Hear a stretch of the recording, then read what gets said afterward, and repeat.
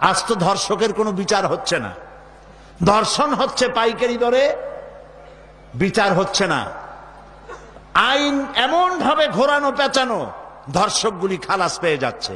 আবার নতুন কিছু ধর্ষক তৈরি হয়েছে, ধর্ষণ করে মেয়েটাকে হত্যা করে। আযানিয়াতু ওয়াজ্জানি ফাজলিদু কুল্লা ওয়াহিদিম মিনহুমা মিআতা জালদা। আল্লাহ তাআলা বলেছেন জিনাকারের শাস্তি হচ্ছে 100 দোররা মারা এবং প্রাণদণ্ড দেওয়া। জিনাকারের শাস্তি প্রাণদণ্ড দাও।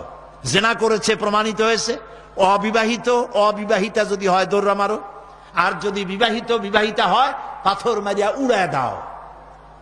আজ তো ধর্ষকের কোনো বিচার হচ্ছে না, ধর্ষণ হচ্ছে পাইকারি দরে, বিচার হচ্ছে না। আইন এমন ভাবে ঘোরানো পেঁচানো, ধর্ষকগুলি খালাস পেয়ে যাচ্ছে। আবার নতুন কিছু ধর্ষক তৈরি হয়েছে, ধর্ষণ করে মেয়েটাকে হত্যা করে।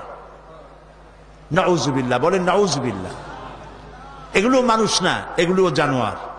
মনে রেখো, তুমি যার মেয়ে, কারো মেয়ে অথবা কারো বোন অথবা কারো বউকে যদি এইভাবে বেইজ্জত করে থাকো, তোমার বউ, তোমার বোন, তোমার মেয়ে অক্ষত থাকবে না।